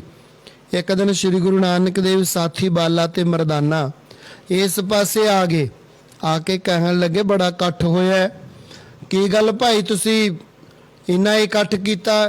ਕਹਿੰਦੇ ਜੀ ਪਰਸੋਂ ਨੂੰ ਸਾਡੇ ਮਹਾਪੁਰਸ਼ਾਂ ਨੇ ਤਪੱਸਿਆ ਕਰਕੇ ਬਾਹਰ ਆਉਣਾ ਹੈ, ਅਸੀਂ ਦਰਸ਼ਨ ਕਰਨ ਵਾਸਤੇ ਆਏ ਹਾਂ। ਆ ਦੇਖੋ ਲੱਡੂ ਜਲੇਬੀਆਂ ਦੇ ਭੰਡਾਰੇ। ਕਹਿੰਦੇ ਅਸੀਂ ਮਿਲ ਸਕਦੇ ਹਾਂ ਉਹਨਾਂ ਨੂੰ? ਕਹਿੰਦੇ ਨਾ ਜੀ ਪਰਸੋਂ ਨੂੰ ਮਿਲਿਓ। ਤੋ ਜੀ ਸਤਿਗੁਰੂ ਰਾਤ ਨੂੰ ਉੱਥੇ ਹੀ ਰਹਿ ਪਏ। ਦੂਜੇ ਦਿਨ ਸਵੇਰ ਨੂੰ ਸਤਿਗੁਰੂ ਕਹਿਣ ਲੱਗੇ ਬਾਲਾ ਤੇ ਮਰਦਾਨਾ ਨੂੰ, ਕਹਿੰਦੇ ਜਿਹੜਾ ਅੰਦਰ ਬੈਠਾ ਨਾ ਉਹ ਹੰਕਾਰ ਦੀ ਰੋਟੀ ਖਾਂਦਾ, ਉਹਦੀ ਲੋਕ ਪ੍ਰਭਤਾ ਕਰਦੇ ਐ, ਉਹ ਪ੍ਰਭਤਾ ਦੇ ਸਿਰ ਤੇ 6 ਮਹੀਨੇ ਕੱਢ ਜਾਂਦਾ। ਕਈ ਲੋਕ ਕਹਿੰਦੇ ਨੇ ਵੀ ਅਫਸਰ ਨੂੰ ਜਾ ਕੇ ਪੰਪ ਮਾਰੀ ਬਹੁਤ ਜ਼ਿਆਦਾ, ਫਿਰ ਤੇਰਾ ਕੰਮ ਕਰ ਦੂ। ਕਈ ਕਹਿੰਦੇ ਨੇ ਅਫਸਰ ਨੂੰ ਜਾ ਕੇ ਪਹਿਲਾਂ ਹੀ ਨੋਟ ਦਿਖਾ ਦੀ, ਕੰਮ ਕਰ ਦੂ, ਉਹ ਲਾਲਚ ਵਿੱਚ ਆ ਗਿਆ ਨਾ। ਕਈ ਕਹਿੰਦੇ ਨੇ ਬਸ ਮਹਿਮਾ ਕਰੀ ਜੇ, ਉਹਦੇ ਜਵਾਕਾਂ ਨੂੰ ਕੋਈ ਵਸਤੂਆਂ ਲੈ ਜੇ, ਤੇਰਾ ਕੰਮ ਕਰ ਦੇਗਾ। ਇਵੇਂ ਕਿਵੇਂ ਅਲੱਗ-ਅਲੱਗ ਤਰੀਕੇ ਹੁੰਦੇ ਆ ਨਾ। ਜਿਵੇਂ ਚਾਣਕਿਆ ਨੀਤੀ ਦੇ ਵਿੱਚ ਲਿਖਣਾ ਕੀਤਾ ਗਿਆ, ਸ਼ਾਮ ਦਾਮ ਦੰਡ ਭੇਦ, ਕਿਸੇ ਵੀ ਤਰੀਕੇ ਨੂੰ ਵਰਤ ਲਓ ਪਰ ਕੰਮ ਹੋਣਾ ਚਾਹੀਦਾ ਹੈ। ਇਵੇਂ ਕਿਵੇਂ ਸਾਧ ਸੰਗਤ ਗੁਰੂ ਨਾਨਕ ਦੇਵ ਜਦੋਂ ਸਾਥੀਆਂ ਦੇ ਨਾਲ ਗੱਲ ਕਰਦੇ ਐ, ਕਹਿੰਦੇ ਸੱਚੇ ਪਾਤਸ਼ਾਹ ਫਿਰ ਕੀ ਕਰਨਾ ਚਾਹੀਦਾ ਹੈ? ਕਹਿੰਦੇ ਕੱਲ ਨੂੰ ਆਪਾਂ ਸਾਰੇ ਲੋਕਾਂ ਨੂੰ ਘਰੋਂ ਘਰੀ ਭੇਜ ਦੇਣਾ, ਫਿਰ ਦੇਖਿਓ ਕੀ ਬਣਦਾ। ਮਹਾਪੁਰਸ਼ ਅੱਜ ਨਹੀਂ ਬਾਹਰ ਆਉਣਗੇ। ਜਦੋਂ 2 ਦਿਨ ਉੱਥੇ ਰਹੇ ਨਾ ਗੁਰੂ ਨਾਨਕ ਦੇਵ, ਉਹਨਾਂ ਨੇ ਹੁਕਮ ਕਰ ਦਿੱਤਾ ਹੈ, ਸਤਿਗੁਰੂ ਕਹਿੰਦੇ ਅੱਜ ਨਹੀਂ ਆਉਣਾ ਬਾਹਰ, 3 ਦਿਨ ਤੋਂ ਬਾਅਦ ਵਿੱਚ ਆਉਣਗੇ। ਹੋਰ 3 ਦਿਨ ਭਜਨ ਕਰਨੇ ਉਹਨਾਂ ਨੇ।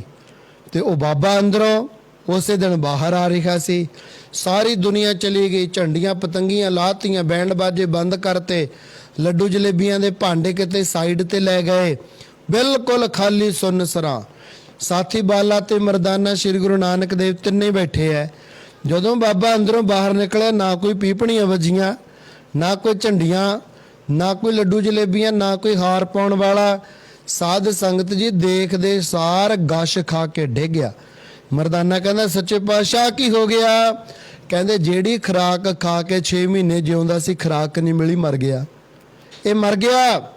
ਹੁਣ ਇਹ ਕਦੇ ਤਪੱਸਿਆ ਨਹੀਂ ਕਰੂਗਾ, ਕਿਉਂਕਿ ਇਹਨੂੰ ਮਾਣ ਇੱਜ਼ਤ ਸਤਿਕਾਰ ਨਹੀਂ ਮਿਲਿਆ। ਇਸ ਕਰਕੇ ਸਾਧ ਸੰਗਤ ਕਈ ਲੋਕ ਨਾ ਹੰਕਾਰ ਦੇ ਸਿਰ ਤੇ ਜਿਉਂਦੇ ਐ, ਕਈ ਕ੍ਰੋਧ ਦੇ ਸਿਰ ਤੇ ਜਿਉਂਦੇ, ਕਈ ਲਾਲਚ ਦੇ ਸਿਰ ਤੇ ਜਿਉਂਦੇ ਐ। ਜਦ ਕਿ ਨਾ 5 ਵਿਕਾਰਾਂ ਨੂੰ ਛੋੜਨਾ ਚਾਹੀਦਾ ਹੈ ਔਰ ਗੁਰਮਤਿ ਵਾਲਾ ਜੀਵਨ ਜਿਉਣਾ ਚਾਹੀਦਾ ਹੈ। ਹੁਣ ਇੱਧਰ ਕਹਿਣ ਲੱਗਿਆ, ਆ ਤੈਨੂੰ ਇੰਨੇ ਸੋਹਣੇ ਸੂਟ ਕਿਹਨੇ ਦਿੱਤਾ ਹੈ? ਉਹ ਕਹਿੰਦੀ ਮੈਨੂੰ ਮੇਰੇ ਭਗਵਾਨ ਨੇ ਦਿੱਤਾ।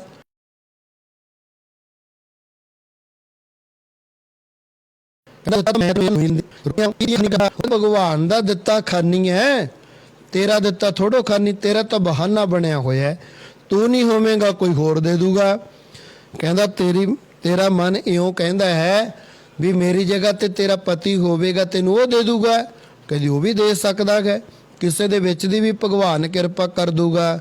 ਕਹਿੰਦਾ ਮੈਂ ਤੇਰਾ ਵਿਆਹ ਲੂਲੇ ਲੰਗੜੇ ਪਿੰਗਲੇ ਨਾਲ ਕਰਾਂਗਾ, ਜਿਹੜਾ ਤੈਨੂੰ ਰੋਟੀ ਕਮਾ ਕੇ ਦੇ ਨਹੀਂ ਸਕੂਗਾ। ਜਦੋਂ ਭੁੱਖੀ ਮਰੇਂਗੀ ਮੇਰੇ ਪੈਰਾਂ 'ਚ ਆ ਕੇ ਡਿਗੇਂਗੀ ਵੀ ਮੈਂ ਤੈਨੂੰ ਰੋਟੀ ਦਿੰਨਾ। ਹੰਕਾਰ ਬੜੀ ਮਾੜੀ ਚੀਜ਼ ਹੈ। ਹੰਕਾਰ ਮਰੇ ਸੇ ਬੇਗਤੀ ਗਏ, ਗੁਰਬਾਣੀ ਦੀ ਪੰਕਤੀ ਹੈ। ਸਾਧ ਸੰਗਤ ਗੁਰਬਾਣੀ ਦੇ ਵਿੱਚ ਕਿਵੇਂ ਯਾਦ ਕੀਤਾ ਜਾਂਦਾ ਹੈ? ਹਰ ਜੁਗ ਜੁਗ ਭਗਤ ਉਪਾਇਆ, ਪੈਜ ਰੱਖਦਾ ਆਇਆ ਰਾਮ ਰਾਜ। ਹਰ ਇੱਕ ਯੁੱਗ ਦੇ ਵਿੱਚ ਭਗਤ ਪੈਦਾ ਕੀਤੇ, ਹਰ ਇੱਕ ਯੁੱਗ 'ਚ ਭਗਤਾਂ ਦੀ ਰੱਖਿਆ ਕਰਨ ਵਾਸਤੇ ਭਗਵਾਨ ਆਪ ਆਏ। ਭਗਤਾਂ ਨੂੰ ਵੀ ਯਾਦ ਕੀਤਾ ਜਾਂਦਾ, ਪਾਪੀਆਂ ਨੂੰ ਵੀ ਯਾਦ ਕੀਤਾ ਜਾਂਦਾ। ਅਗਲੀ ਪੰਕਤੀ 'ਚ ਕੀ ਕਹਿੰਦੇ ਨੇ? ਹਰਨਾਖਸ਼ ਦੁਸ਼ਟ ਹਰ ਮਾਰਿਆ। ਉੱਥੇ ਪਿਆਰਾ ਹਰਨਾਖਸ਼ ਤਾਂ ਨਹੀਂ ਕਹੇਗਾ, ਭਗਤੀ ਤਾਂ ਉਹਨੇ ਵੀ ਕੀਤੀ ਸੀ। ਹਰਨਾਖਸ਼ ਦੁਸ਼ਟ ਹਰ ਮਾਰਿਆ, ਪ੍ਰਹਿਲਾਦ ਤਰਾਇਆ। ਅਹੰਕਾਰੀਆਂ ਨਿੰਦਕਾਂ ਪਿੱਠ ਦੇ, ਉਹਨਾਂ ਵੱਲ ਮੁਖ ਹੀ ਨਹੀਂ ਕੀਤਾ। ਨਾਮ ਦਿਓ ਮੁਖ ਲਾਇਆ, ਜਨ ਨਾਨਕ ਐਸਾ ਹਰ ਸੇਵਿਆ, ਅੰਤ ਲਈ ਛਡਾਇਆ। ਸਾਧ ਸੰਗਤ ਜੀ ਜਿਹੜਾ ਭਗਵਾਨ ਭਗਤਾਂ ਦੀ ਰੱਖਿਆ ਕਰਦਾ ਕਰਨੀ ਚਾਹੀਦੀ ਹੈ। ਹੇ ਸਰਣਯੋਗ ਦਇਆਲ ਹੈ, ਦੀਨਾਨਾਥ ਮਿਆ ਕਰੋ। ਉਹ ਕਹਿੰਦੇ ਉਹ ਭਗਵਾਨ ਦਿੰਦਾ, ਤੂੰ ਕਿਉਂ ਨਹੀਂ ਮੰਨਦਾ? ਕਹਿੰਦਾ ਅੱਛਾ ਢੰਡੋਰਾ ਫਰਵਾਤਾ, ਐਸਾ ਢੰਡੋਰਾ ਕਿ ਕੋਈ ਲੂਲਾ ਲੰਗੜਾ ਪਿੰਗਲਾ ਮੁੰਡਾ ਹੋਵੇ। ਰਾਜੇ ਸੇਠ ਦੁਨੀ ਚੰਦ ਨੇ ਆਪ ਦੀ 7ਵੀਂ ਬੇਟੀ ਦਾ ਵਿਆਹ ਕਰਨਾ ਹੈ।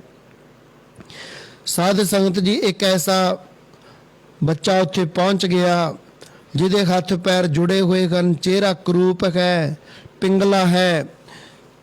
ਰਜਨੀ ਨੂੰ ਘਰੋਂ ਕੱਢ ਦਿੱਤਾ ਬਾਹਰ, ਸਾਦਾ ਲਿਬਾਸ ਸਰੀਰ ਤੇ ਧਾਰਨ ਕਰਵਾ ਦਿੱਤਾ। ਕਹਿੰਦਾ ਲੈ ਹੁਣ ਦੇਖਦਾ ਤੈਨੂੰ ਤੇਰਾ ਰੱਬ ਕਿਵੇਂ ਰੋਟੀਆਂ ਦਿੰਦਾ, ਹੁਣ ਦੇਖਦਾ ਤੇਰਾ ਭਗਵਾਨ ਤੈਨੂੰ ਕਿਵੇਂ ਪਾਲਦਾ। ਜਦੋਂ ਤੈਨੂੰ ਰੋਟੀ ਨਾ ਮਿਲੀ ਮੇਰੇ ਪੈਰਾਂ 'ਚ ਆ ਕੇ ਡਿਗੇਂਗੀ। ਕਹਿੰਦਾ ਸਾਧ ਸੰਗਤ ਜੀ ਉਹਨੂੰ ਤੋਰ ਦਿੱਤਾ ਘਰੋਂ। ਮਾਂ ਵੀ ਭੁੱਬਾਂ ਮਾਰਦੀ, ਭੈਣਾਂ ਭੁੱਬਾਂ ਮਾਰਦੀਆਂ, ਆਸ-ਪਾਸ ਦੇ ਲੋਕ ਜਿਹੜੇ ਰਜਨੀ ਨੂੰ ਅੰਤਾਂ ਦਾ ਪ੍ਰੇਮ ਕਰਨ ਵਾਲੇ ਸਨ ਭੈਣ ਭਾਈ, ਉਹ ਅੰਤਾਂ ਦੀਆਂ ਭੁੱਬਾਂ ਮਾਰ ਮਾਰ ਕੇ ਰੋਂਦੇ ਐ, ਕਿਉਂ ਕਹਿਰ ਕਮਾਉਣੇ ਇਸ ਬਚੜੀ ਤੇ। ਪਰ ਸਾਧ ਸੰਗਤ ਹੰਕਾਰੀ ਦੇ ਉੱਤੇ ਥੋੜ੍ਹਾ ਕੋਈ ਅਸਰ ਹੁੰਦਾ ਹੁਣ। ਚਲੀ ਗਈ ਲੜਕੀ, ਪਿੰਡਾਂ ਦੇ ਵਿੱਚ ਰੋਟੀ ਮੰਗਦੀ ਫਿਰਦੀ ਹੈ।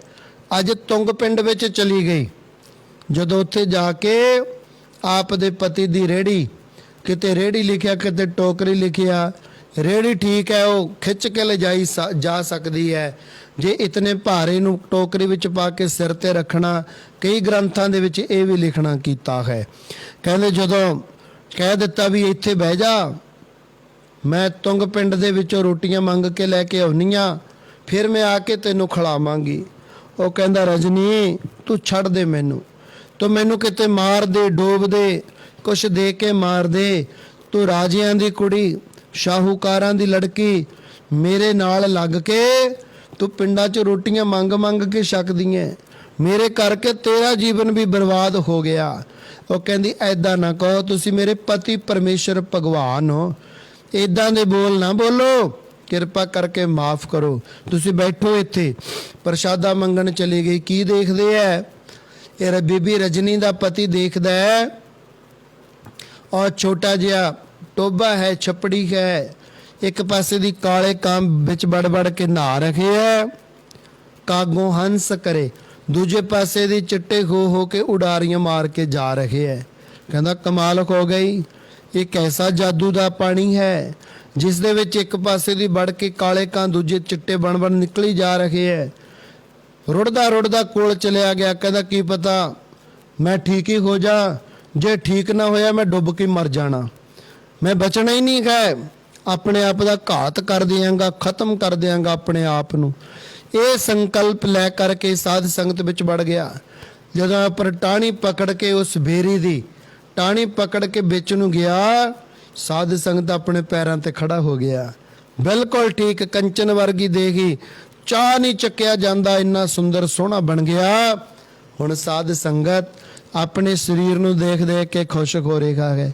ਮੈਂ ਰਜਨੀ ਨੂੰ ਦੱਸੂਗਾ ਮੈਂ ਤੇਰਾ ਪਤੀ ਆ, ਇਹ ਪਾਣੀ ਨੇ ਮੈਨੂੰ ਠੀਕ ਕਰਤਾ, ਪਤਾ ਨਹੀਂ ਇਹ ਜਾਦੂਈ ਪਾਣੀ 'ਚ ਕੀ ਹੈ ਬੈਠਾ ਹੈ। ਜਦੋਂ ਪ੍ਰਸ਼ਾਦੇ ਮੰਗ ਕੇ ਥੱਕੀ ਟੁੱਟੀ ਆਈ ਵਿਚਾਰੀ, ਆ ਕੇ ਪੁੱਛਦੀ ਹੈ ਐ ਭਾਈ ਤੂੰ ਕੌਣ ਹੈ? ਉਹ ਕਹਿੰਦਾ ਭਗਵਾਨ ਮੈਂ ਤੇਰਾ ਪਿੰਗਲਾ ਪਤੀ ਹਾਂ। ਉਹ ਕਹਿੰਦੀ ਗੱਲ ਸੁਣ ਭਾਈ, ਮੈਂ ਨਹੀਂ ਤੈਨੂੰ ਜਾਣਦੀ, ਤੂੰ ਕੌਣ ਹੈ? ਕਿਰਪਾ ਕਰਕੇ ਮੈਨੂੰ ਮਾਫ ਕਰ, ਖਹਿੜਾ ਛੱਡ, ਮੈਨੂੰ ਦੱਸ ਤੂੰ ਮੇਰਾ ਪਤੀ ਕਿੱਥੇ ਹੈ? ਉਹ ਕਹਿੰਦਾ ਤੂੰ ਸਮਝਦੀ ਕਿਉਂ ਨਹੀਂ ਗੱਲ ਨੂੰ, ਮੈਂ ਤੇਰਾ ਪਤੀ ਹੋਈ ਤਾਂ ਹਾਂ, ਹੋਰ ਤੇਰਾ ਪਤੀ ਕਿੱਥੋਂ ਆਉਣਾ, ਕੌਣ ਆਉਣਾ? ਮੈਂ ਤੇਰਾ ਪਤੀ ਹਾਂ। ਉਹ ਕਹਿੰਦੀ ਨਾ ਜੀ, ਤੂੰ ਮੇਰੇ ਰੂਪ ਦੇ ਉੱਤੇ ਲੁਭਾਇਮਾਨ ਹੋ ਗਿਆ, ਤੂੰ ਮੇਰਾ ਪਤੀ ਨਹੀਂ ਹੈਗਾ, ਤੂੰ ਕੋਈ ਹੋਰ ਹੀ ਹੈ। ਫਿਰ ਉਹਨੇ ਦੱਸਿਆ ਵੀ ਇਹ ਜਾਦੂਈ ਪਾਣੀ ਦੀ ਕਮਾਲ ਹੈ। ਜਦੋਂ ਦਿਖਾ ਰਿਹਾ ਹੈ ਨਾ ਉੱਥੇ ਜਾ ਕੇ ਕਿ ਇਹ ਜਾਦੂਈ ਪਾਣੀ ਕੀ ਹੈ, ਉਸ ਦਿਨ ਦੀ ਗੱਲ ਹੈ ਜਦੋਂ ਕਿਤਨੇ ਲੰਬੇ ਸਮੇਂ ਤੋਂ ਜੋਗੀ ਧਰਤੀ ਦੇ ਵਿੱਚ ਦੱਬਿਆ ਹੋਇਆ ਸਰੋਵਰ ਦੀ ਸੇਵਾ ਕਾਰ ਸੇਵਾ ਹੋ ਰਹੀ ਸੀ, ਤੇ ਜੋਗੀ ਨੂੰ ਕੱਢਿਆ ਸੀ, ਸੰਤੋਖਸਰ ਸਰੋਵਰ ਦੀ ਸੇਵਾ ਹੋ ਰਹੀ ਸੀ। ਤੇ ਉਹ ਉਸ ਦਿਨ ਦੀ ਗੱਲ ਹੈ ਸਾਧ ਸੰਗਤ ਜੀ, ਉਸ ਵੇਲੇ ਦੀ ਗੱਲ ਹੈ। ਫਿਰ ਕਹਿੰਦੇ ਐਂ ਕਰੋ, ਇੱਥੇ ਸਤਿਗੁਰੂ ਆਏ ਹੋਏ ਹਨ, ਕਾਰ ਸੇਵਾ ਕਰਵਾ ਰਹੇ ਹਨ ਸਰੋਵਰਾਂ ਦੀ, ਆਪਾਂ ਉਹਨਾਂ ਨੂੰ ਪੁੱਛ ਕੇ ਆਉਨੇ ਆ ਵੀ ਤੂੰ ਸੱਚੀ ਮੇਰਾ ਪਤੀ ਹੈ ਕਿ ਮੇਰਾ ਪਤੀ ਮਾਰ ਕੇ ਉਹਦੀ ਜਗ੍ਹਾ ਤੇ ਤੂੰ ਬੈਠ ਗਿਆ। ਫਿਰ ਉੱਥੇ ਸਤਿਗੁਰੂ ਸ੍ਰੀ ਗੁਰੂ ਅਰਜਨ ਦੇਵ ਮਹਾਰਾਜ ਜੀ ਨੂੰ ਮਿਲੇ।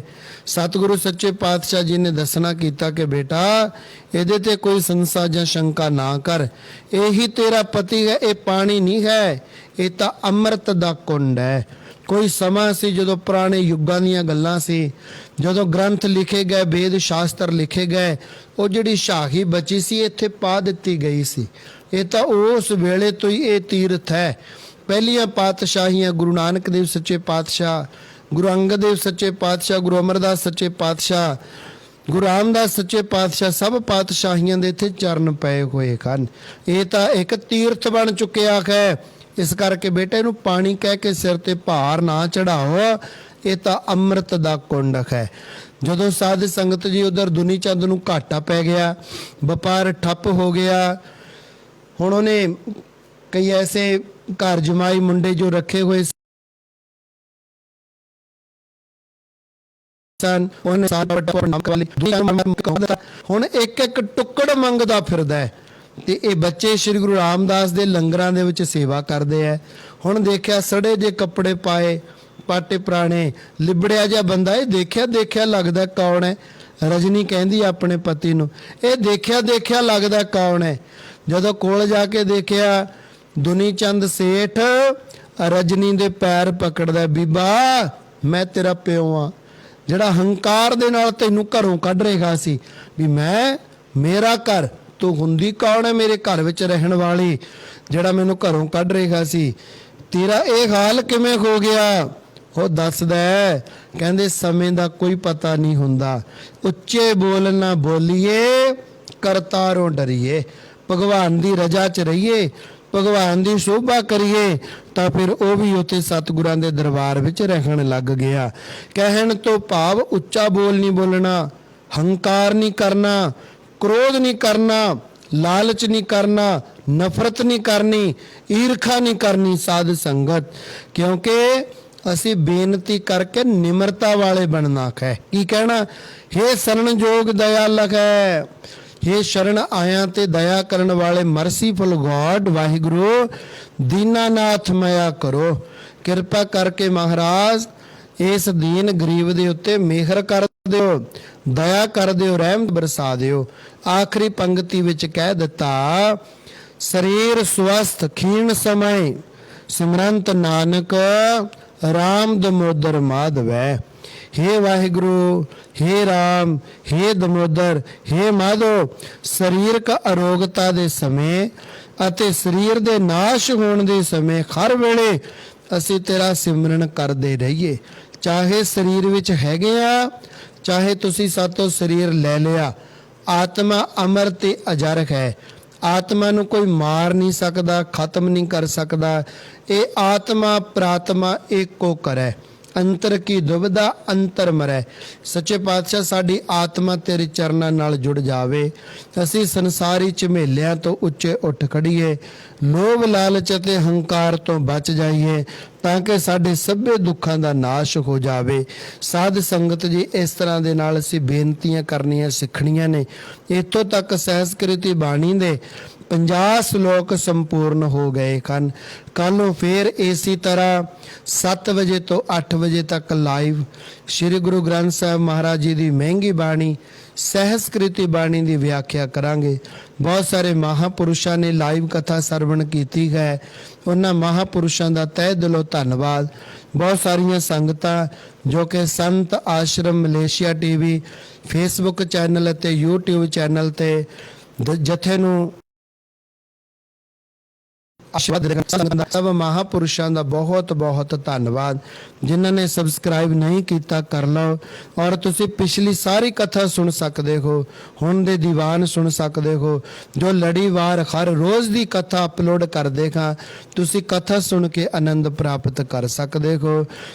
ਜਦੋਂ ਅਸੀਂ ਕਥਾ ਸੁਣਾਂਗੇ, ਗੁਰਬਾਣੀ ਸੁਣਾਂਗੇ, ਨਿਤਨੇਮ ਸੁਣਾਂਗੇ, ਤਾਂ ਸਾਡੇ ਲੋਕ ਸੁਖੀਏ ਪਰਲੋਕ ਸੁਹੇਲੇ, ਨਾਨਕ ਹਰ ਪ੍ਰਭ ਆਪੇ ਮੇਲੇ ਹੋ ਜਾਵੇਗਾ। ਬੋਲਦਿਆਂ ਵਿਚਾਰਦਿਆਂ ਹੋਈਆਂ ਸਭੇ ਗਲਤੀਆਂ ਕਿਰਪਾ ਕਰਕੇ ਮਾਫ ਕਰਨੀਆਂ। ਪਰਿਵਾਰ ਦਾ ਬਹੁਤ ਬਹੁਤ ਧੰਨਵਾਦ। ਰਹਿੰਦੀਆਂ ਵਿਚਾਰਾਂ ਕੱਲ ਦੇ ਦੀਵਾਨ ਵਿੱਚ ਕਰਾਂਗੇ। ਦੇਵੋ ਅਸੀਸ, ਬੁਲਾਓ ਫਤਿਹ। ਸਭ ਆਖੋ ਵਾਹਿਗੁਰੂ ਜੀ ਕਾ